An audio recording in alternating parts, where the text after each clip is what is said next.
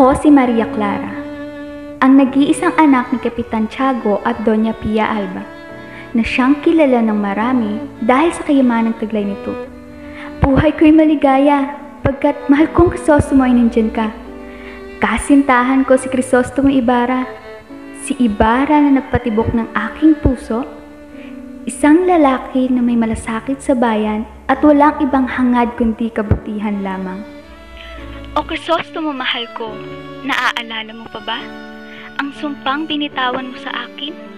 Sumpang habang buhay ay ako lang ang iyong iibigin.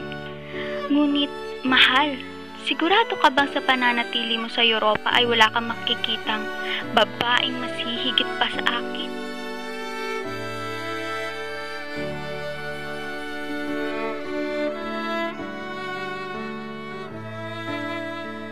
Ganoon din ako. Paano naman kita mapapalitan? Hindi na kita malimot ni minsan. Akin pang itinatabi ang sulat na ibinigay mo bago ka umalis. Ikaw pa rin at ikaw lang ang mamahalin ko, Ibarra. Ikaw lang. Ako si Maria Clara, simbolo ng dalagang Pilipina, larawan ni Leonor Rivera, na pinagkasundo sa lalaking hindi ko naman mahal.